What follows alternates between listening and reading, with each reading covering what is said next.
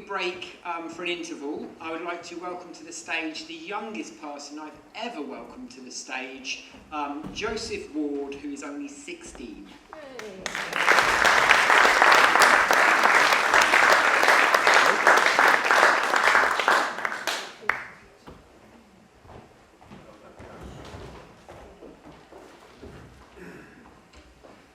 Good evening. My name is, as George has already acquainted you, is Joseph Ward. I am a local lad and something of an amateur historian with great interests, particularly in the Napoleonic Wars. As many of you know, Dale is of course a town of great history to the Royal Marines, of course having the barracks here for many years. The Marines, I'm differing a bit from my script here. The Marines, throughout the Napoleonic Wars, played a tremendous part, both on land in the Peninsular War, Flanders, France, throughout the Caribbean, and other conflicts going on at the time, for instance the War of 1812 in the Americas and Indian troubles.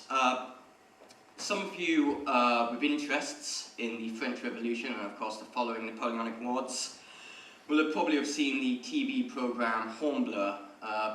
Unfortunately in this the Marines are depicted as little more than uniformed sailors, which is quite unfortunate really. The Marines, especially at the time in the Napoleonic Wars, were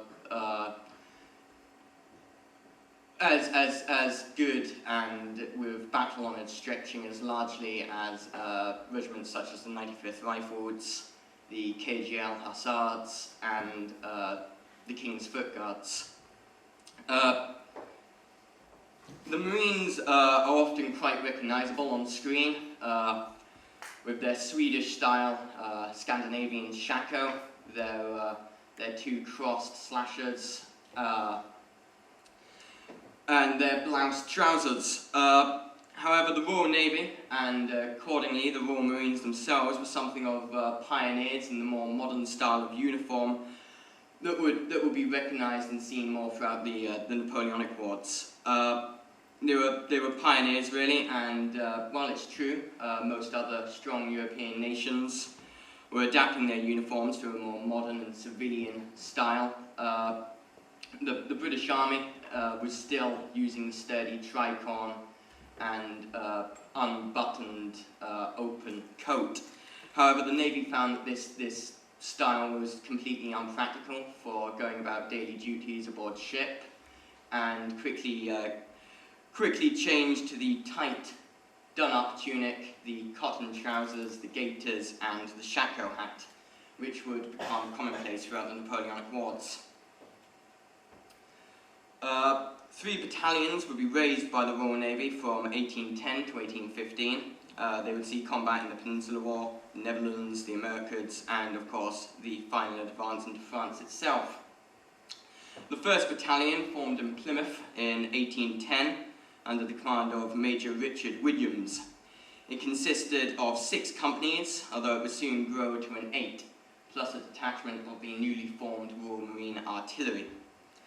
On the 6th of June 1812, the 1st Battalion, aboard the HMS Diane, left for the peninsula. The battalion arrived off the coast near Santiago, excuse my Spanish pronunciations here, and would advance to the French-held fort at Castro Eudices, as I say, excuse my pronunciations here.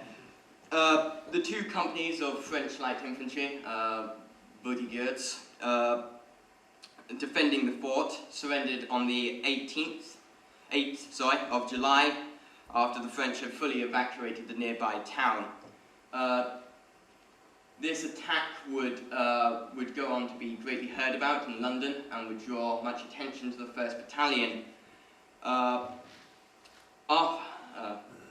The Marines would go on to prove themselves many more times during the Napoleonic Wars and the according War of 1812, and built a substantial reputation for themselves. In the late summer of 1815, they would receive a extremely great honour and being inspected by Emperor Napoleon Bonaparte on his journey to St. Helena. As you can see here, Napoleon inspecting the ship's company of Marines here, alongside a naval lieutenant and the Marine captain. Has anyone got any questions there? What's going on at the back? With that guy with his arms up? There's some sort of punishment or something there. He's raising the colours. Oh, is he? Is that what he's doing? I thought he was apparently flogged us. Well, you never know at the Navy. Any other questions at all, folks? No?